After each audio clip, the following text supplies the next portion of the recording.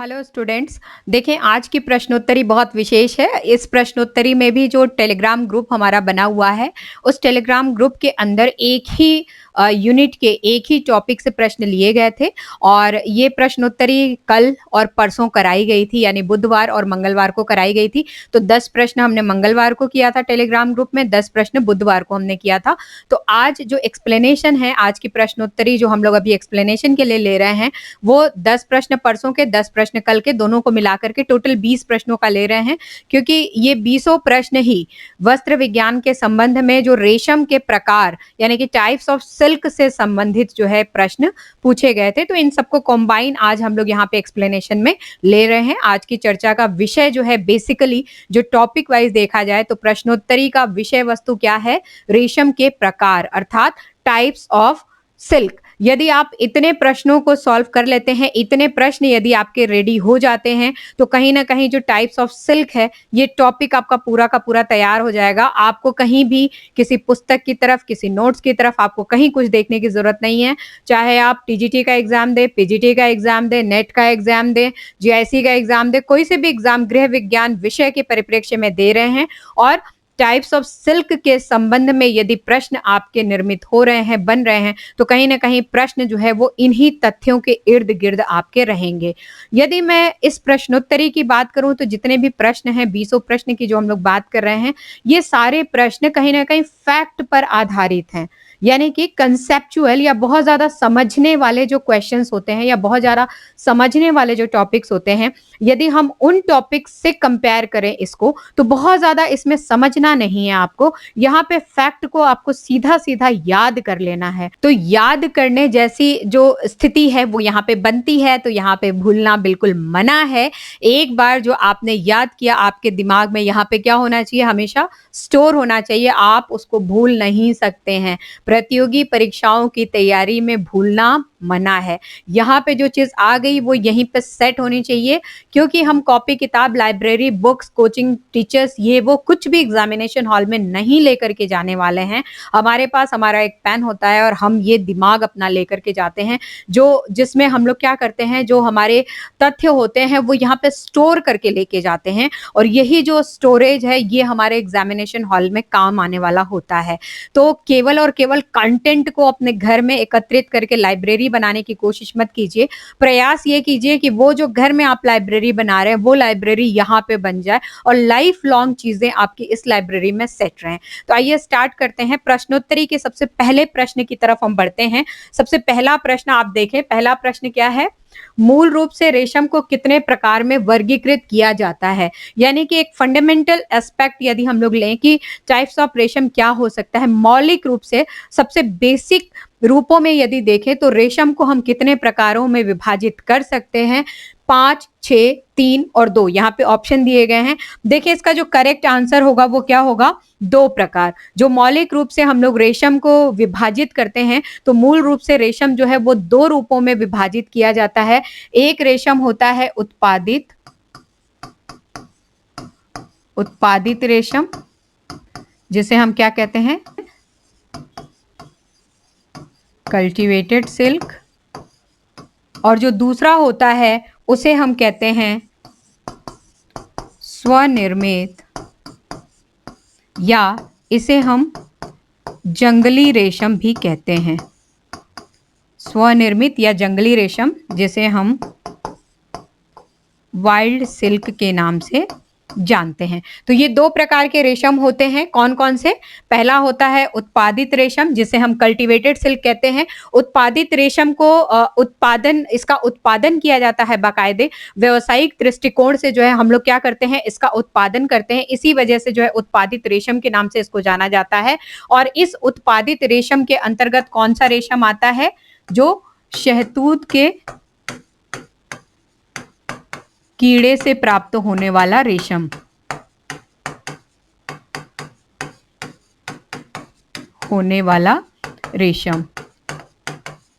हम क्या करते हैं? हम इसका उत्पादन करते हैं। हम शहतूत के पेड़ों पर जो है इस प्रकार के कीड़े को पालते हैं और उनसे हम क्या करते हैं, व्यावसायिक दृष्टिकोण से रेशम की प्राप्ति करते हैं और उसको हम लोग वस्त्र निर्माण के लिए प्रयोग में लेते हैं। जबकि जो दूसरा पार्ट होता है इसे हम स्वनिर्मित या जंगली रेशम का नाम देते हैं, जो जंगलों में अन्य कीड़ों के द्वारा और शहतूत के अलावा जो जंगली पेड़ होते हैं जैसे ओक होता है, बबूल होता है, अरंडी होता है, ऐसे वृक्षों पर वो कीड़े जो है वो पलते हैं। रेशम के कीड़े से जो तंतु प्राप्त हो रहा है उस तंतु की तरह ही इनसे जो है वो तंतुओं की प्राप्ति की जाती है, इसलिए इसको रेशम कहा जाता है। लेकिन ये रेशम वैसे रेशम नहीं होते जो शहतूत के कीड़े की क्वालिटी या गुणों को साथ में लिए हुए हों। इनके गुण जो है वो अलग होते हैं, इनकी उपयोगिताएं अलग होती हैं, इनकी विशेषताएं भी अलग होती हैं। तो ये क्या होते हैं, जंगली रेशम या स्वनिर्मित जो स्वतः ही निर्मित हो जाते हैं, ऐसे रेशम को जो है हम लोग वाइल्ड सिल्क के नाम से जानते हैं। तो मूल रूप से जो है यहाँ पे क्वेश्चन पूछा जा रहा है, मूल रूप से रेशम को कितने प्रकारों में विभाजित किया जाता है।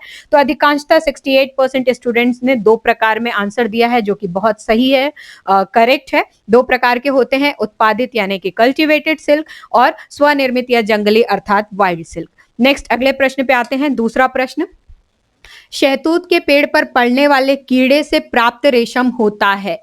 शहतूत के पेड़ पर जो कीड़ा पलता है उससे किस प्रकार का रेशम हमें प्राप्त होता है। अभी पिछले वाले प्रश्न में मैंने आपको बताया है। यहाँ पे 40% लोगों ने जो है इसका आंसर करेक्ट दिया है, उत्पादित रेशम यानी कि कल्टीवेटेड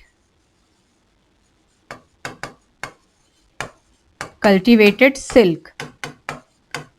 ठीक है, उत्पादित रेशम यानी कि कल्टीवेटेड सिल्क, ये क्या होते हैं, शहतूत के पेड़ पर जो कीड़े पलते हैं उनसे जो है हम लोग प्राप्त करते हैं। करेक्ट आंसर क्या हुआ, उत्पादित रेशम। नेक्स्ट आए आप अगला प्रश्न, उत्पादित रेशम की विशेषता है जो हम लोग कल्टीवेटेड सिल्क प्राप्त करते हैं, जिसका हम उत्पादन कर रहे हैं व्यावसायिक दृष्टिकोण से, जिसको हम लोग सर्वाधिक प्रयोग में ले रहे हैं, उसकी क्या विशेषताएं होती हैं। चिकने एवं चमकदार, यस बिल्कुल चिकना और चमकदार होता है वो रेशम। आकर्षक एवं महीन होता है, बिल्कुल महीन भी होता है, कहीं ना कहीं बहुत लंबा भी होता है, आकर्षक एवं महीन भी होता है। सौंदर्यमय एवं अलौकिक, सौंदर्यमय एवं अलौकिक हम लोग इसको क्यों कहते हैं, क्योंकि मजबूत भी होता है, अविरल लंबाई में होता है। हमें फिलामेंट बहुत ही स्पेशल क्वालिटी का प्राप्त होता है, जिसमें बहुत अच्छी चमक होती है, सुंदरता उसके अंदर विद्यमान होती है, सौंदर्यमय होता है। सुंदरता से तात्पर्य कोई स्ट्रक्चर में सुंदरता नहीं है, हमें उसको देख करके अंदर से बहुत अच्छी फीलिंग आती है, हमें इंटरनल जो फीलिंग आती है उसको देख करके वो बहुत शानदार होती है। जब हम उसको टच करते हैं तो जो स्मूथनेस उसके अंदर होती है, जो उसके अंदर चिकनापन होता है, वो भी हमें एक बहुत ही सौंदर्यमय फीलिंग देता है। तो फीलिंग के अकॉर्डिंग क्या होता है, सौंदर्यमय एवं अलौकिक होता है। तो जब ये तीनों होता है तो लास्ट ऑप्शन उपरोक्त में से सभी इस प्रश्न का क्या होगा, करेक्ट उत्तर होगा। उत्पादित रेशम की विशेषता है, कौन सी विशेषता है, वो चिकना और चमकदार होता है, आकर्षक महीन होता है और सौंदर्यमय तथा अलौकिक होता है। इनमें से सभी क्या है, इस प्रश्न के करेक्ट ऑप्शन है। नेक्स्ट आइए चौथा प्रश्न, उत्पादित रेशम किस रंग का होता है। उत्पादित रेशम जो कल्टीवेटेड सिल्क की हम लोग बात कर रहे हैं, कल्टीवेटेड सिल्क किस रंग का होता है। तो सीधा सीधा जो है यहाँ पे ये फैक्ट बेसिस क्वेश्चन आपका आ गया। जो उत्पादित रेशम होता है वो क्रीम कलर का होता है। किस रंग का होता है, क्रीम कलर का होता है। जबकि अदर ऑप्शंस में हम लोग जाते हैं, पीले रंग की हम लोग बात करते हैं, तो पीले रंग का रेशम कौन सा रेशम होता है, एरी रेशम होता है। और हम भूरा और गहरे भूरे रंग के रेशम की बात करें तो टसर रेशम और मूंगा रेशम क्या होते हैं, भूरे और गहरे भूरे रंग के होते हैं। इनमें से जो मूंगा रेशम है, यहाँ पे विशेष प्रकार से विशेष स्थान पे जो है सुनहरे मूंगे की प्राप्ति की जाती है, जो कि काफी फेमस होता है, सुनहरे रंग का वो होता है। इस वजह से जो है ये मूंगा रेशम स्पेशली जो है वो काफी फेमस है, लेकिन पर्टिकुलर स्थान के लिए वो फेमस होता है। यदि ओवरऑल देखा जाए तो भूरा और गहरे भूरे रंग का टसर रेशम भी होता है और मूंगा रेशम भी होता है। यदि पीले रंग की बात करें तो एरी रेशम होता है। तो ये तीनों ही भाग जो है, ये तीनों प्रकार के रेशम क्या होते हैं, जंगली रेशम की श्रेणी में आते हैं।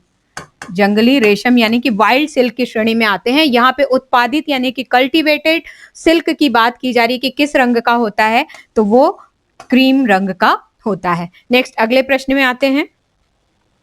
लपेटे हुए यानी कि जो रिल्ड सिल्क होता है उसकी लंबाई कितनी होती है? लपेटे हुए सिल्क की लंबाई कितनी होती है? तो ये सीधा फैक्ट बेसिस क्वेश्चन है, याद कर लेंगे आप। 300 से 1800 मीटर तक होती है। कितनी होती है? 300 से 1800 मीटर तक लंबा जो है लपेटा हुआ यानी कि रिल्ड सिल्क होता है। बिल्कुल याद कर लेंगे। आंसर 40% लोगों ने करेक्ट दिया है, बाकी लोग जिन्होंने इनकरेक्ट दिया है वो इसको याद कर लेंगे। व्यर्थ रेशम यानी कि वेस्ट सिल्क जो होता है, किस प्रकार के रेशम को कहा जाता है? जो व्यर्थ सिल्क होता है वो किस प्रकार के रेशम को कहा जाता है? तो लपेटे हुए रेशम की यदि बात करते हैं तो जो रेशम हम लोग लपेटते हैं वो कहीं ना कहीं अच्छी क्वालिटी का सिल्क होता है। कते हुए रेशम की यदि हम लोग बात करें तो जो कता हुआ रेशम होता है वो रेशम के वो भाग होते हैं जो टूट फूट जाते हैं और छोटे होते हैं, बड़े होते हैं, थोड़े स्टेपल भी होते हैं, थोड़े उनमें फिलामेंट भी होते हैं, थोड़े से रफ भी होते हैं। हम क्या करते हैं उनको एकत्रित करके हम उनसे थोड़े किसी तरीके के वस्त्र निर्माण की प्रक्रिया को अग्रसित करते हैं। तो इस प्रकार के जो रेशम होते हैं वो क्या होते हैं? कते हुए रेशम होते हैं। तो व्यर्थ रेशम किस प्रकार के रेशम को कहा जाता है? जो वेस्ट सिल्क होता है वो किस प्रकार के रेशम को कहा जाता है? वो कते हुए रेशम को कहा जाता है। ये नहीं होगा, ये भी नहीं होगा, क्योंकि इसका करेक्ट आंसर ये हो गया। नेक्स्ट अगले प्रश्न पे आते हैं। कते हुए रेशम में अत्यधिक ऐंठन देने पर, ऑलरेडी जो है कता हुआ रेशम किस प्रकार का होता है, अभी इसके पहले प्रश्न में ही हमने चर्चा की। जो वेस्टेज होते हैं, स्टेपल होते हैं, थोड़े मोटे होते हैं, टूटे हुए होते हैं, रफ टाइप के होते हैं, ऐसे रेशम की हम लोग बात कर रहे हैं। यदि उनमें हम वापस से अत्यधिक यदि ऐंठन डाल देते हैं तो ऐंठन डालने पर इसमें क्या कमी आ जाती है या किस प्रकार की कमी देखी जाती है? तो इसकी जो चमक होती है इसके अंदर कमी हो जाती है। जो रेशा होता है उसके चमक में कमी हो जाती है। जो तनाव सहने की शक्ति होती है उसमें भी क्या होती है? इसमें कमी आ जाती है। उपरोक्त दोनों में यानी कि चमक भी कम हो गया, तनाव सामर्थ्य भी कम हो गया। तो जो आंसर होगा वो क्या होगा? उपरोक्त दोनों में यानी कि तनाव, सामर्थ्य और चमक दोनों में क्या होती है? कमी होती है। किस में कमी होती है? जो कता हुआ रेशम होता है यदि उसमें अत्यधिक हम ऐंठन देते हैं तो उस ऐंठन के बाद जो रेशा होता है, रेशे के तनाव सामर्थ्य में और उसकी चमक में कहीं ना कहीं कमी देखी जाती है। नेक्स्ट अगले प्रश्न पे आते हैं। स्वनिर्मित रेशम के कीड़े पाले जाते हैं। स्वनिर्मित रेशम के कीड़े पाले जाते हैं। स्वनिर्मित रेशम कौन सा हो गया? जो जंगली रेशम है, ठीक है, जो जंगली रेशम है हम उसकी बात कर रहे हैं। तो जंगली रेशम के कीड़े कहाँ पाले जाते हैं? व्यावसायिक पद्धतियों से, यानी कि हम उसको बिजनेस पॉइंट ऑफ व्यू से पालते हैं तो नहीं, बिजनेस पॉइंट ऑफ व्यू से हम नहीं पालते हैं। बिजनेस पॉइंट ऑफ व्यू से कौन सा कीड़ा पाला जाता है? कौन सा कीड़ा पाला जाता है? जो शहतूत के वृक्ष पे होता है जिससे हम रेशम की प्राप्ति करते हैं। तो व्यावसायिक पद्धति से वो पाला जाता है। जंगलों में जो है हम लोग क्या करते हैं? जंगली रेशम के कीड़ों को पालते हैं या वो स्वयं वहां पे पलते हैं। तो स्वनिर्मित रेशम के कीड़े कहाँ पलते हैं? जंगलों में पलते हैं। सुरक्षित स्थानों की बात करें तो सुरक्षित स्थान भी अगेन जो है कहीं ना कहीं व्यवसायिक का ही जो है वो पार्ट हो जाता है। तो ये नहीं होगा, उपरोक्त सभी बिल्कुल नहीं होगा, क्योंकि जो जंगली रेशम के कीड़े जिनसे प्राप्त किए जाते हैं वो कहाँ पलते हैं? जंगलों में पलते हैं। तो स्वनिर्मित रेशम के कीड़े पाले जाते हैं कहाँ पे? जंगलों में। नेक्स्ट आए अगला प्रश्न। जंगली रेशम जिन कीड़ों से प्राप्त किया जाता है वे कीड़े जंगलों में कौन से वृक्ष पर पलते हैं?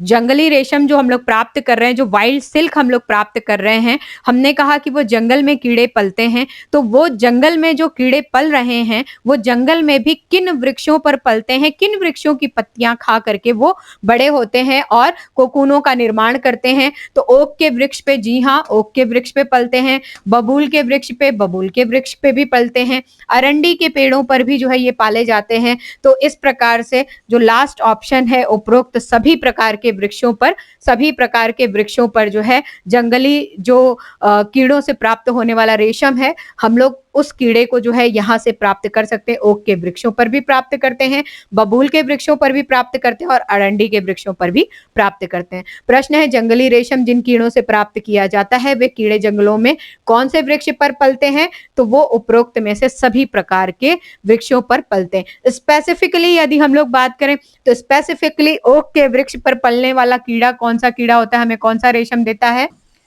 मूंगा रेशम हम यहाँ से प्राप्त करते हैं। बबूल की यदि हम लोग बात करें तो बबूल के पेड़ पे जो कीड़े होते हैं उन कीड़ों से हम टसर रेशम की प्राप्ति करते हैं। और अरंडी के वृक्षों की बात करें तो यहाँ से हम लोग जो कीड़े पलते हैं उनसे एरी रेशम की प्राप्ति करते हैं। तो ये तीनों प्रकार के रेशम जो है, ये तीनों पेड़ों पर पलने वाले जो कीड़े हैं, अलग अलग कीड़े हम क्या करते हैं, उनसे प्राप्त करते हैं। ओक के वृक्ष पर मूंगा रेशम प्राप्त होने वाले कीड़े पलते हैं। टसर रेशम प्राप्त होने वाले जो कीड़े होते हैं वो बबूल के पेड़ों पर भी पलते हैं और ओक के पेड़ों पर भी पलते हैं। ये दोनों पे ही जो है वो पलते हैं, दोनों पे देखे जाते हैं, दोनों ही पेड़ों से प्राप्त किए जाते हैं।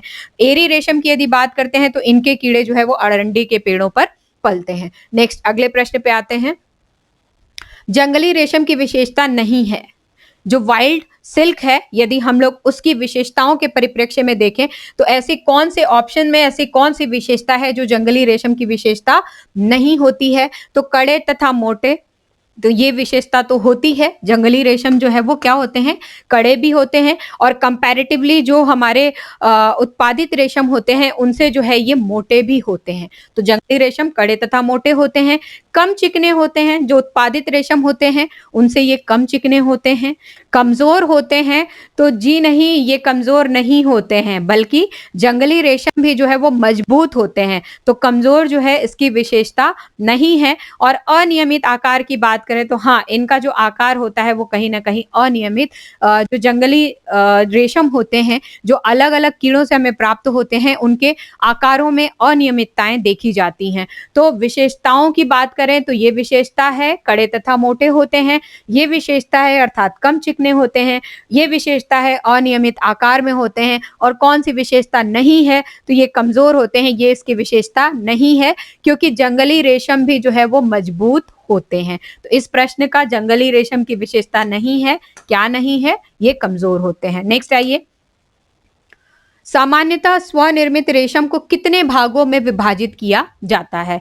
जो स्वनिर्मित रेशम होता है जिसे हम जंगली रेशम भी कहते हैं, स्वनिर्मित रेशम जिसे हम जंगली रेशम भी कहते हैं, इसे हम कितने भागों में विभाजित करते हैं? अभी पिछले प्रश्न में जो है वो अच्छे तरीके से मैंने आपको बता दिया था। ये देखें आप, ये 3 प्रकार के वृक्ष हैं और तीनों प्रकार के रेशम की हमने बात यहाँ पे कर दी थी। तो यहाँ पे जो है वो पूछा जा रहा है स्वनिर्मित रेशम को कितने भागों में विभाजित किया जाता है। तो स्वनिर्मित जो रेशम होता है उसे हम 3 भागों में विभाजित करते हैं। कौन कौन सा रेशम? मूंगा रेशम, टसर रेशम, और तीसरा होता है एरी रेशम। ठीक है। यदि रंग की बात करें, ये होता है भूरा और कहीं कहीं पे होता है सुनहरा भूरा, सुनहरा भूरा, स्पेसिफिकली कहीं कहीं पे सुनहरा पीला भी इसको प्राप्त किया जाता है। टसर रेशम की बात करते हैं तो ये भूरे रंग का होता है, भूरा, गहरा भूरा भी होता है। और एरी रेशम की बात करें तो ये किस रंग में प्राप्त होता है? पीले रंग में प्राप्त होता है। तो इस प्रकार से सामान्यतः स्वनिर्मित रेशम को कितने भागों में विभाजित किया जाता है? तो 3 भागों में विभाजित किया जाता है, मूंगा रेशम, टसर रेशम और एरी रेशम। नेक्स्ट आए अगले प्रश्न पे। मूंगा रेशम जिन कीड़ों से प्राप्त किया जाता है वे कौन सी पत्तियां खाकर जीते हैं? मूंगा रेशम जिन कीड़ों से प्राप्त किया जाता है वो कौन सी पत्तियां खाकर के जीते हैं? हमने इस प्रश्न का उत्तर भी जो है वो पिछले ही अपने प्रश्नों से तलाश सकते हैं हम लोग, क्योंकि पिछले वाले प्रश्न में इसके डिटेल हमने बता दिया है। जो मूंगा रेशम होता है उनके जो कीड़े होते हैं वो ओक के पेड़ों पर जो है वो पलते हैं, ओक के वृक्षों पर पलते हैं, इसलिए ओक के वृक्षों की पत्तियां खाकर, ओक की पत्तियां खाकर ये क्या होते हैं? पलते हैं। ओक की पत्तियां खाकर के ये बाद में चल के कोकूनों का निर्माण करते हैं। नेक्स्ट अगले प्रश्न पे आते हैं। टसर रेशे में टैनिक अम्ल पाया जाता है जिसका मुख्य कारण कीड़े के द्वारा क्या होता है? जिसका मुख्य कारण जो कीड़े के द्वारा क्या है, कौन सी प्रक्रियाओं के लिए होता है? तो यहाँ पे ऑप्शंस दिया गया है, ओक की पत्तियां खाना है। जो टसर रेशा हमें प्राप्त होता है, टसर रेशा जो प्राप्त होता है उसमें टैनिक अम्ल पाया जाता है। इस टैनिक अम्ल के कारण जो टैनिक अम्ल होता है, इस टैनिक अम्ल के कारण रेशे का रंग भूरा हो जाता है, भूरा होता है। तो टैनिक अम्ल जो पाया जाता है उसका मुख्य कारण क्या है? मुख्य कारण ओक की पत्तियां खाना है, मुख्य कारण बबूल की पत्तियां खाना है, मुख्य कारण ओक तथा बबूल दोनों की पत्तियां खाना है, उपरोक्त में से कोई नहीं। तो इसका आंसर जो है सी होगा। क्या होगा? ओक तथा बबूल की पत्तियां खाना, क्योंकि ओक और बबूल दोनों की ही पत्तियों में टैनिक अम्ल पाया जाता है, जिससे उनका रंग भूरा या गहरा भूरा होता है। नेक्स्ट अगले प्रश्न पे आते हैं। असम से प्राप्त मूंगा रेशम किस रंग का होता है? ये बहुत ही इंपॉर्टेंट प्रश्न है, बहुत ही विशेष प्रश्न है, क्योंकि कई प्रतियोगी परीक्षाओं में यह प्रश्न पहले भी पूछा जा चुका है। तो परीक्षा पॉइंट ऑफ व्यू से ध्यान रखें, प्रतियोगी परीक्षा पॉइंट ऑफ व्यू से यह प्रश्न बहुत इंपॉर्टेंट है। असम से प्राप्त मूंगा रेशम किस रंग का होता है? आपके दिमाग में ये बैठ जाना चाहिए, आपको ये बिल्कुल याद हो जाना चाहिए। ये सुनहरे पीले रंग का होता है। स्पेशली जो है, जो असम में जो मूंगा रेशम पाया जाता है वो मूंगा रेशम किस रंग का होता है? सुनहरा पीले रंग का होता है। जबकि नॉर्मली यदि देखते हैं तो नॉर्मली जो मूंगा रेशम का जो कलर होता है वो कौन सा कलर होता है? भूरा होता है या फिर गहरा भूरा होता है? भूरा होता है या फिर गहरा भूरा होता है। लेकिन असम में जो मूंगा रेशम प्राप्त किया जाता है वो सुनहरा पीले रंग का होता है, और एक विशेष प्रकार का ये जो है मूंगा रेशम होता है जो विश्व विख्यात है। तो आप इस चीज को याद रखेंगे, बहुत इंपॉर्टेंट फैक्ट है ये। असम से प्राप्त मूंगा रेशम कौन से रंग का होता है? तो सुनहरा पीले रंग का होता है। नेक्स्ट अगले प्रश्न में आते हैं। भारत में टसर रेशम किस प्रांत से प्राप्त किया जाता है? भारत में टसर रेशम किस प्रांत से प्राप्त किया जाता है? तो ज्यादातर लोगों ने असम पे जो है वो अपने आंसर दिए हैं, लेकिन इसका करेक्ट आंसर होगा बिहार। ये याद करने की चीज है, इसमें समझने जैसा कुछ भी नहीं है, आप इसको बिल्कुल याद कर लेंगे। ठीक है। टसर, भारत में टसर रेशम किस प्रांत से प्राप्त किया जाता है? तो वो बिहार से प्राप्त किया जाता है, क्योंकि वहां पे ओक और बबूल दोनों ही वृक्ष जो है वो अच्छी मात्रा में पाए जाते हैं। इस वजह से जो टसर के कीड़े हैं वो वहां पे अत्यधिक पलते हैं, और वहां से हम लोग इस तंतु की प्राप्ति करते हैं। पीले रंग का रेशम होता है, कौन सा रेशम होता है? पीले रंग का रेशम होता है। यदि हम लोग मूंगा रेशम की बात करें तो ये भूरा होता है, गहरा भूरा भी होता है। और यदि हम लोग असम में इसको देखने की कोशिश करें तो ये सुनहरा पीला होता है, सुनहरा पीला होता है। ठीक है। यहां पे रंग क्या पूछा जा रहा है? केवल पीला रंग, पीले रंग का रेशम होता है। एरी रेशम की बात करें तो जी हाँ, एरी रेशम जो है वो क्या होता है? पीले रंग का होता है। टसर की यदि बात करते हैं तो टसर भी जो है वो भूरे रंग का होता है, भूरा या गहरा भूरा प्राप्त किया जाता है कहीं कहीं पे। तो आंसर जो है वो क्या होगा? एरी रेशम होगा। एरी रेशम जो होता है वो क्या होता है? पीले रंग में होता है। इसका रंग जो होता है वो पूर्णतः पीला होता है। नेक्स्ट अगले प्रश्न पे आते हैं। अरंडी के पेड़ों पर पलने वाले कीड़े से प्राप्त होने वाला रेशम है। अरंडी के पेड़ों पर पलने वाले कीड़े से प्राप्त होने वाला रेशम है। पहले के क्वेश्चन में हमने इसका एक्सप्लेनेशन देख लिया है। कौन सा रेशम होता है? एरी रेशम होता है, जो कि पीले रंग का होता है। ठीक है ना। नेक्स्ट अगले प्रश्न पे आता है। एरी रेशम की प्राप्ति भारत के किस भाग से की जाती है? एरी रेशम की प्राप्ति भारत के किस भाग से की जाती है? तो इस रेशम की प्राप्ति असम से भी की जाती है, इस रेशम की प्राप्ति बंगाल से भी की जाती है। क्यों? क्योंकि अरंडी के वृक्षों पर जो है एरी के कीड़े पलते हैं, और अरंडी के वृक्ष यदि देखे जाएं तो इन दोनों ही राज्यों में जो है वो भरपूर मात्रा में देखे जाते हैं। और अरंडी के वृक्षों पे पड़ने वाले जो कीड़े होते हैं, चूंकि अरंडी जो है वो बहुत स्मूथ, वहां पे वसा की मात्रा अधिक होती है, चिकना होता है वो, तो जो सिल्क होता है, उससे जो सिल्क हम प्राप्त करते हैं उसकी भी एक अलग ही क्वालिटी होती है। उसकी जो स्मूथनेस होती है वो बिल्कुल डिफरेंट तरीके की होती है। जो उसका कलर है वो पीलापन लिए हुए होता है, और कहीं ना कहीं एक अलौकिक छवि उसके अंदर देखी जाती है। तो यहाँ पे आंसर क्या होगा? दोनों से एरी रेशम की प्राप्ति भारत के किस भाग से की जाती है? तो असम से भी करते हैं और बंगाल से भी करते हैं। नेक्स्ट अगले प्रश्न में आते हैं।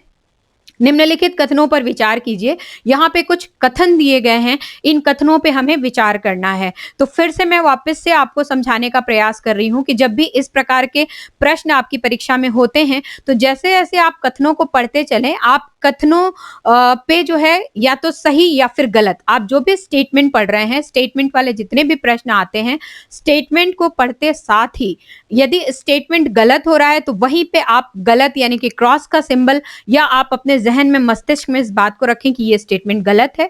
यदि पढ़ने में वो सही लग रहा है, तो वहीं पे उसको जो है आप मैनेज कर लें, मेंशन कर लें कि ये करेक्ट है। तो रॉन्ग या करेक्ट यानी कि सही या गलत आप पढ़ते समय ही जो है उनको मेंशन कर लें, उसको हाइलाइटेड कर लें, ताकि जब हम आगे चल के इन स्टेटमेंट के ऊपर क्या पूछा जा रहा है, जब ये तथ्य पढ़ें तो दोबारा हमें ये प्रश्न पढ़ने की ज़रूरत ना पड़े। तो स्टेटमेंट्स में आते हैं, पहला स्टेटमेंट है, टसर रेशम से कढ़ाई की जाती है।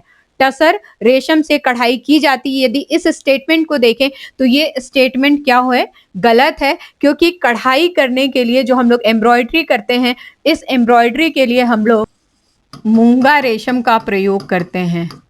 मूंगा रेशम का प्रयोग करते हैं। ठीक है। टसर की यदि हम लोग बात करते हैं तो टसर जो है वो मूंगा रेशम की अपेक्षा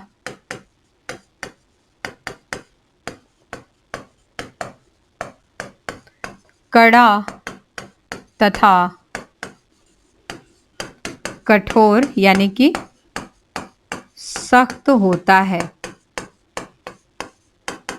तो यदि हम लोग मूंगा रेशम की बात करें तो मूंगा रेशम से क्या की जाती है, कढ़ाई आसानी से की जाती है। कढ़ाई में हम लोग मूंगा रेशम को प्रयोग में लेते हैं। स्टेटमेंट में कहा जा रहा है टसर रेशम से कढ़ाई की जाती है। मूंगा जो है वो स्मूथ होता है, कहीं ना कहीं कढ़ाई के लिए प्रयोग में लिया जाता है, जबकि टसर की बात करते हैं तो मूंगा से क्या होता है, ये सख्त होता है, कठोर होता है, कड़ा होता है, इसलिए कढ़ाई में इसका प्रयोग हम लोग एम्ब्रॉयडरी के लिए नहीं करते हैं। तो ये स्टेटमेंट क्या हुआ, गलत हो गया। दूसरे में आते हैं, लपेटे हुए रेशम से हल्के वस्त्रों का निर्माण होता है। जो रिल्ड सिल्क होते हैं उनसे हम लोग हल्के वस्त्रों का निर्माण करते हैं। ये स्टेटमेंट क्या है, करेक्ट है। तीसरा है, स्वनिर्मित रेशम को जंगली रेशम भी कहा जाता है। जी हाँ, जो स्वनिर्मित रेशम होते हैं उसे हम लोग वाइल्ड सिल्क के नाम से जानते हैं। स्वनिर्मित रेशम जो है जंगली रेशम के नाम से जाना जाता है। तो ये स्टेटमेंट क्या हुआ, करेक्ट हुआ। तो हमारे पास पहला गलत हो रहा है, दूसरा सही हो रहा है, तीसरा सही हो रहा है। अब देखें आप प्रश्न में क्या पूछा जा रहा है। प्रश्न में पूछा जा रहा है, उपरोक्त में से कौन सा, या यदि एक से अधिक है तो से कथन सत्य हैं, यानी कि कौन सा कथन, कौन से कथन जो है सही हैं। तो यहाँ पे हम लोग सही में कौन सा देख रहे हैं, दूसरा और तीसरा। तो केवल एक, ये ऑप्शन नहीं होगा। एक तथा दो, ये भी नहीं होगा। दो और तीन की बात कर रहे हैं हम लोग, तो जी हाँ, दो और तीन ये ऑप्शन हमारे करेक्ट हो रहे हैं। तो ऑप्शन सी जो है हमारा इस क्वेश्चन का करेक्ट आंसर होगा। नेक्स्ट आते हैं अगले प्रश्न पे, जो कि हमारी इस प्रश्नोत्तरी का आखिरी प्रश्न है। किस प्रकार के रेशम की प्राप्ति के लिए कपास की भांति कताई करके छोटे छोटे टुकड़े से धागे का निर्माण किया जाता है। किस प्रकार के रेशम की प्राप्ति के लिए कपास की भांति कताई करके छोटे छोटे टुकड़ों से धागों का निर्माण किया जाता है। तो ये होता है हमारा कता हुआ रेशम।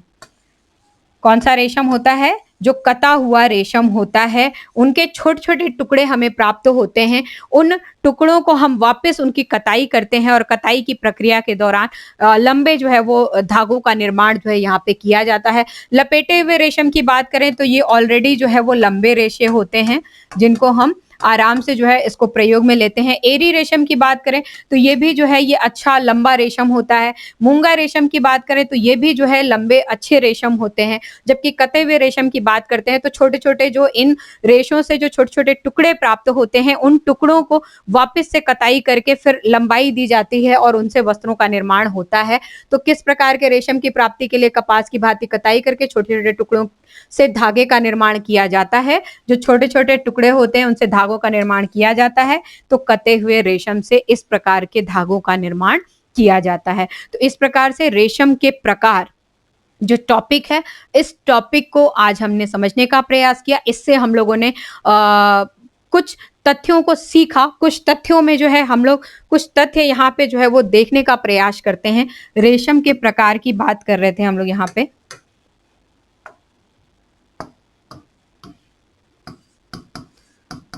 रेशम के प्रकार की हम लोग बात कर रहे हैं यहाँ पे। और प्रकारों को यदि हम लोग देखें तो दो प्रकार के जो है वो रेशम होते हैं, याद रखेंगे आप लोग। एक रेशम होता है उत्पादित रेशम और दूसरा होता है स्वनिर्मित या जंगली रेशम। ठीक है, उत्पादित रेशम या जंगली रेशम। यदि हम लोग इनको भी बांटने की कोशिश करें तो जो उत्पादित रेशम होते हैं इन्हें दो भागों में विभाजित किया जाता है। एक होता है, जो दो भागों में विभाजित किया गया, एक होता है लपेटा हुआ रेशम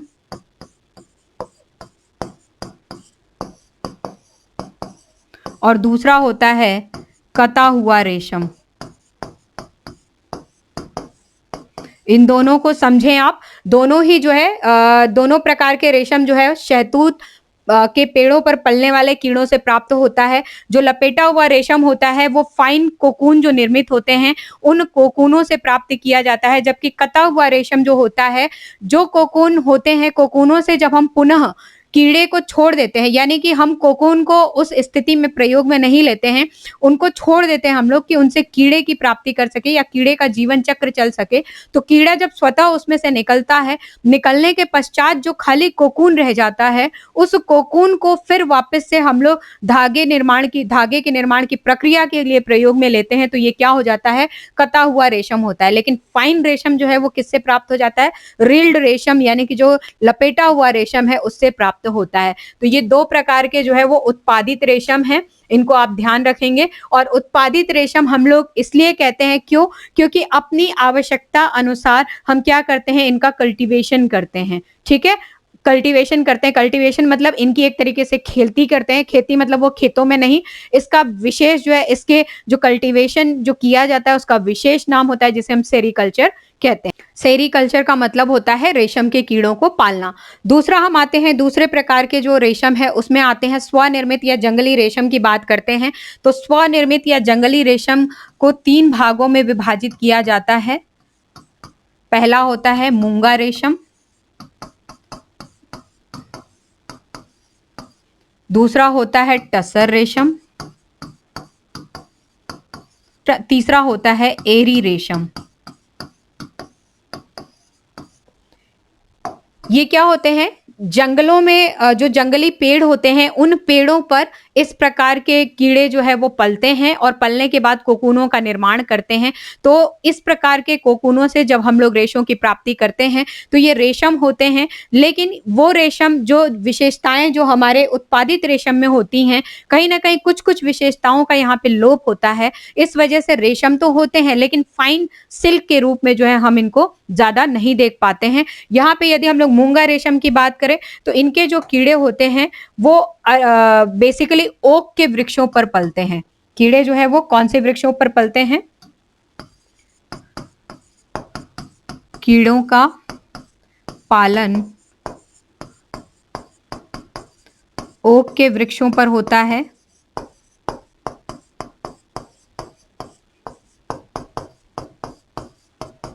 यदि हम लोग टसर रेशम की बात करें तो इस प्रकार के कीड़ों का पालन ओक तथा बबूल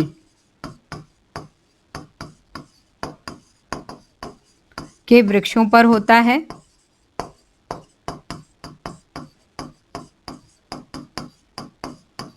यदि एरी रेशम की बात करें तो इस प्रकार के कीड़ों का पालन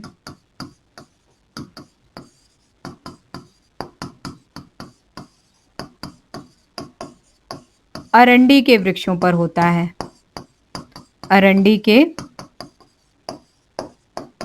वृक्षों पर होता है। ये जो कीड़े होते हैं जब इस प्रकार के वृक्षों पर इनका पालन होता है या इस प्रकार के वृक्षों पर ये पलते हैं तो ये इन्हीं वृक्षों की पत्तियां खा करके बड़े होते हैं और कोकूनों का निर्माण करते हैं। रंग होता है, उस रंग पर इनका प्रभाव पड़ता है और इस रंग के प्रभाव के कारण यदि आप देखें तो जो मूंगा रेशम होता है, मूंगे रेशम का जो रंग होता है वो भूरा या गहरा भूरा होता है। यदि हम लोग टसर रेशम की बात करें तो ओक और बबूल के पेड़ों पर जो है इसके कीड़े पल रहे हैं, यहां पे भी भूरा या गहरा भूरा रेशम हमें प्राप्त होता है। एरी की बात करते हैं तो ये पीले रंग का जो है वो रेशम यहाँ पे प्राप्त होता है। यदि हम लोग इसकी प्राप्ति के स्थान को देखें तो प्राप्ति के स्थान जो है तीनों के क्या हैं, भिन्न भिन्न आपको देखने को मिलेंगे। यदि हम लोग मूंगा रेशम की बात करें तो इसकी प्राप्ति असम से होती है। यदि टसर रेशम की प्राप्ति की बात करें तो इसकी प्राप्ति बिहार से होती है। और यदि एरी रेशम की प्राप्ति की बात करें तो इसकी प्राप्ति बिहार तथा बंगाल दोनों ही जगहों से होती है। ठीक है। यदि असम से हम लोग मूंगा रेशम की बात करें तो यहाँ पे विशेष प्रकार का सुनहरा पीला रेशम प्राप्त होता है।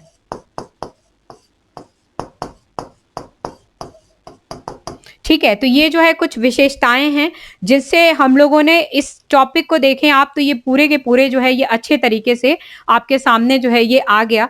प्रकारों की बात हम लोग कर रहे थे, रेशम के प्रकार की बात कर रहे थे, तो दो प्रकारों में इनको विभाजित किया जाता है। उत्पादित रेशम यानी कि कल्टिवेटेड सिल्क, स्वनिर्मित यानी कि जंगली रेशम जिसे हम वाइल्ड सिल्क के नाम से जानते हैं। उत्पादित रेशम को दो भागों में बांटा गया, लपेटा हुआ रेशम यानी कि रिल्ड सिल्क और कता हुआ रेशम। नेक्स्ट दूसरा जो है जंगली रेशम की बात कर रहे हैं तो मूंगा रेशम, टसर रेशम, एरी रेशम। मूंगा रेशम के जो कीड़े होते हैं वो ओक के पेड़ों पे पलते हैं, इसलिए चूंकि वो ओक की पत्तियां खाते रहते हैं और ओक की पत्तियों में यदि हम लोग देखें तो टैनिन की मात्रा उनमें अधिक होती है और वही पत्तियां खा करके जो ओक पे पलने वाले कीड़े हैं जब लार का श्रावण करते हैं उनसे कोकूनों का निर्माण होता है, तो जो रेशा प्राप्त होता है, रेशम जो प्राप्त होता है वो भूरे रंग का प्राप्त होता है। ठीक दूसरे प्रकार के रेशम की हम लोग बात करते हैं जिसे हम टसर रेशम कहते हैं, वो भी ओक और बबूल के पेड़ों पर ही पाए जाते हैं जिसमें अगेन टैनिन की मात्रा होती है, जिनसे जो रेशम है वो भूरा या गहरे भूरे रंग का प्राप्त किया जाता है।